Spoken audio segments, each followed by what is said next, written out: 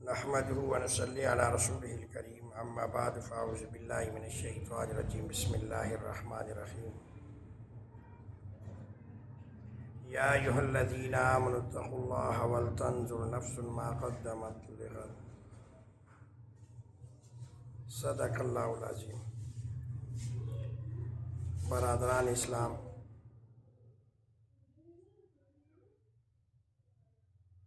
ایمان والوں کے لیے، مسلمانوں کے لیے سب سے اگر خیر کی چیز ہے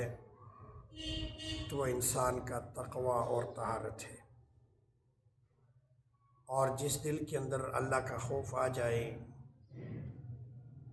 اللہ کا ڈر آ جائے، وہ دل اللہ کے ہاں مقبول بن جاتا ہے۔ رمضان کا مبارک مہینہ ہے، اللہ رب العزت سے معافی کے طلبگار بنو اور اس کے آگے جھکو، اس سے معافی طلب کرو، معافی مانگو۔ نہ معلوم آنے والا رمضان ہم زمین کے اوپر ہوں گے یا زمین کی تہہ میں ہوں گے۔ آنے والے وقت سے ڈرو اور ایسے اعمال کر کے جاؤ کہ جو ریتی دنیا کے لیے، آنے والی نسلوں کے لیے باعث ہدایت بنے۔ ایسے عمل نہ کر کے جاؤ جس سے آنے والی نسلیں جو ہیں وہ گمراہی کا سبب بنے۔ اس لیے ہمیشہ یاد رکھنے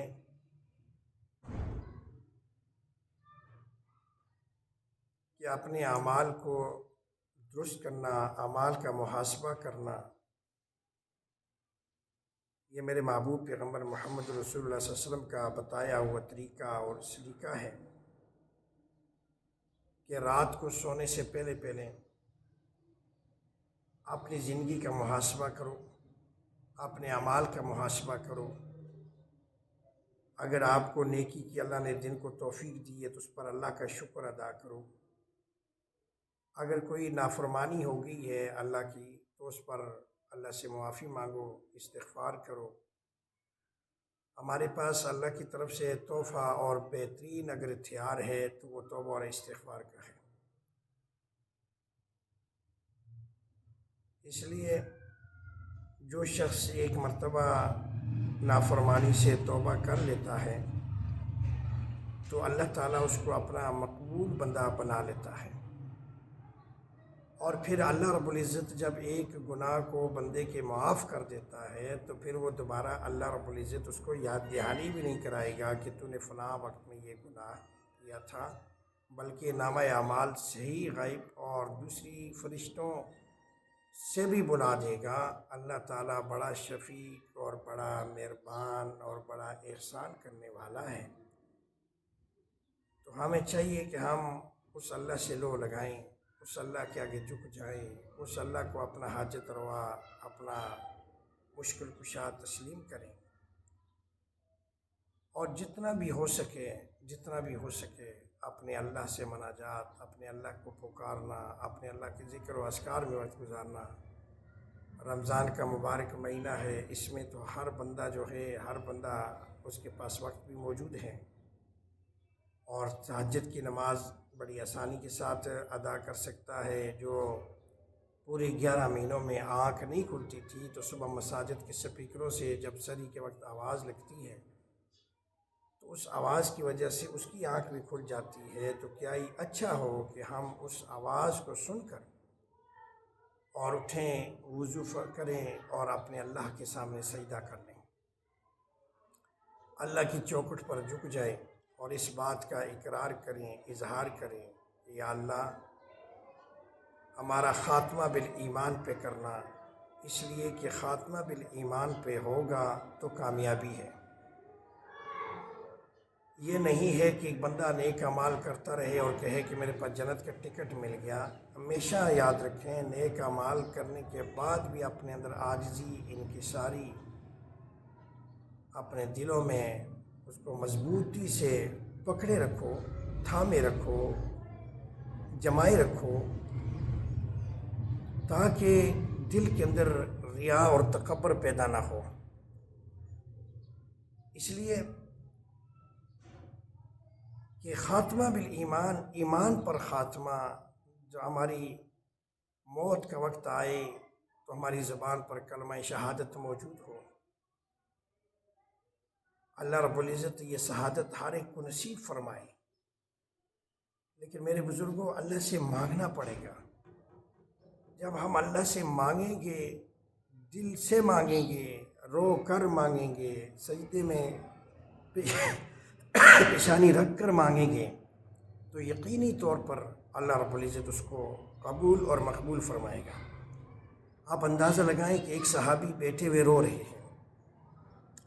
تو ان کے دوست ان کے پاس آئے۔ جس طرح ہوتا ہے کہ ایک دو بیٹھا ہوا ہے، دوسرا اس کا اچانک دوست آ جاتا ہے، تو وہ صحابی بیٹھے رو رہے تھے، تو ان کے دوست آئے ان کے پاس، کہنے لگے کیا ہوا، کوئی غلطی ہو گئی جس کی وجہ سے تم رو رہے ہو، یا کوئی گناہ ہو گیا، یا کوئی زیادتی ہوگی کہ جس کی وجہ سے آپ کیوں رو رہے ہیں، اس قدر رو رہے ہیں؟ تو وہ صحابی ان کے سامنے عرض کرتا ہے کہ ایک گندم کے دانے کے برابر بھی اللہ کی قسم میں نے گناہ نہیں کیا، میں نے کوئی غلطی نہیں کی۔ ایک گناہ کا جو دانے کا وزن ہے، اس کے مقدر بھی، اس کے برابر بھی میں نے اللہ کی نافرمانی نہیں کی، اور نہ میں نے کوئی گناہ کیا ہے۔ تو فرمایا کہ پھر کیوں رو رہے ہو؟ تو فرمایا اس لیے رو رہا ہوں کہ یا اللہ، مجھے آپ کے سامنے، اللہ کے سامنے مجھے رونا آ گیا کہ یا اللہ پتہ نہیں میری موت کے وقت میری زبان پر کلمہ جاری ہوگا یا نہیں ہوگا، خاتمہ بالایمان میرا ہوگا یا نہیں ہوگا۔ یعنی آپ اندازہ لگائیں کہ ایک صحابی رسول ہیں جس کی تربیت میرے محبوب پیغمبر صلی اللہ علیہ وسلم فرما رہے ہیں، اور جو نبی علیہ الصلوۃ والسلام کا مقدس صحابی ہے، وہ اللہ سے اس قدر رو رہا ہے، اللہ کا خوف اس کے دل کے اندر اتنا بیٹھا ہے، تو میں اور اب تو کس باغ کی مولی ہے؟ ہمیں تو چاہیے کہ ہم زیادہ سے زیادہ اللہ کے آگے روئیں، اس لیے کہ وہ تو نبی کے صحابہ تھے، وہ تو بخشے بخشائے تھے، وہ تو اللہ کے نبی کے صحابی تھے۔ اللہ کے نبی سے کی زبان مبارک سے انہوں نے جنت کی خوشخبریاں بھی سنی ہوں گی، اور وہ صحابہ جن کی آنکھوں نے میرے نبی کو دیکھا، نبی صلی اللہ علیہ وسلم کا قرب حاصل کیا، ان کے پاس بیٹھے، ان کی خدمت کی، اگر وہ صحابی اس قدر غم کے اندر رو رہا ہے اپنی عاقبت اور اپنے نزع کی کیفیت کو سامنے رکھ کر کہ پتہ نہیں خاتمہ بالایمان ہوگا یا نہیں ہوگا، تو میں اور تو ذرا غور کر لیں